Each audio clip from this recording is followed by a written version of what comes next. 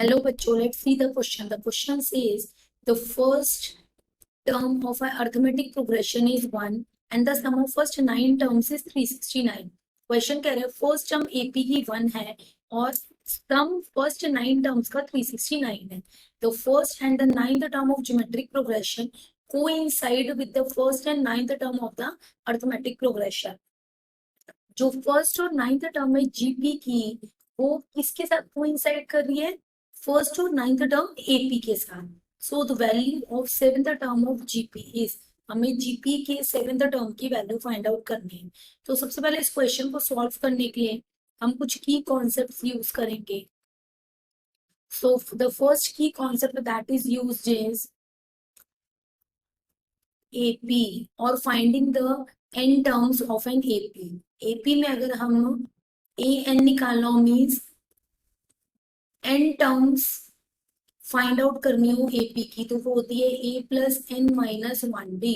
अगर हमें sum find out करना हो टर्म्स का तो वो होता है N by two 2a plus N minus 1d. Now the next key concept that is used is geometric progression. अगर हमें जीपी की एन टर्म्स निकालनी हो तो वो होता है ए आर एन माइनस 1, जिसमें ए हमारी फर्स्ट टर्म होती है. क्वेश्चन में हमें फर्स्ट टर्म अरिथमेटिक प्रोग्रेशन की 1 दे रखी है. That means A first term होती है तो हमें A1 दे रखा है गिवन.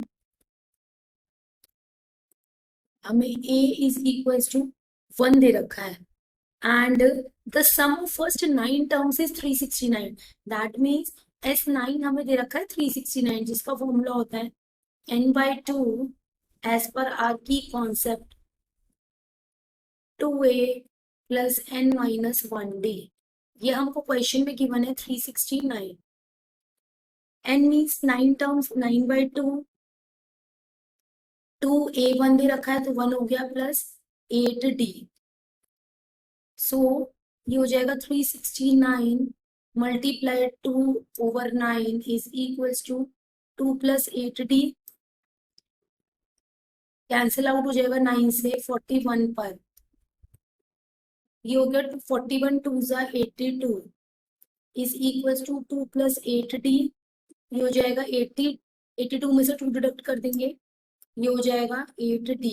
सो d की वैल्यू आ गई 80/8 दैट इज 10. हमारा A1 है एंड D 10 आ गया हमारा.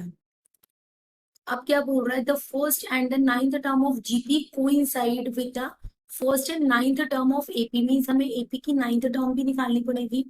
तो A9 होता है A plus N minus 1d.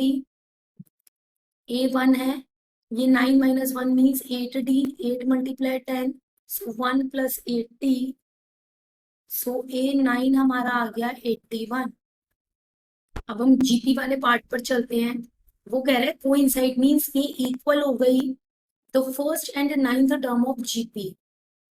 That means जो जीपी की सीरीज होती है वो होती है a r square up to a r n minus 1. ये होती है हमारी जीपी की सीरीज. अब ये इसके कोइंसाइड है दैट मीन्स इसकी फर्स्ट टर्म भी हमें 1 की 1 है. इसकी फर्स्ट टर्म भी ए है तो ये 1 हो जाएगी.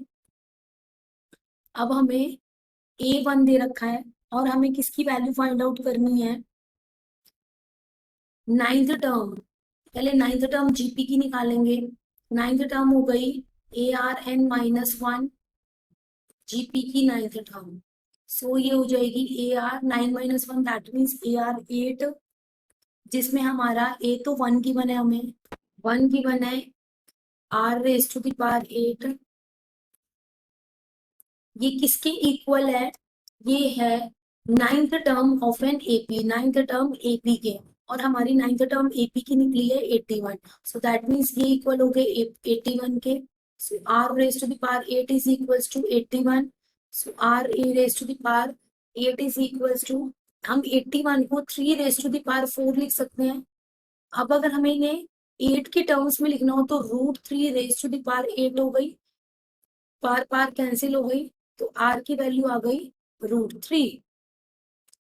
अब हमारा ए आ रखा है 1, कॉमन रेशियो आ गई √3. तो हमें वैल्यू फाइंड आउट करनी है सेवेंथ टर्म की. So seventh term of GP ये हो जाएगी AR 7 minus 1, so that is AR raised to the power 6. A1 है, ये √3 है, √3 raised to the power 6.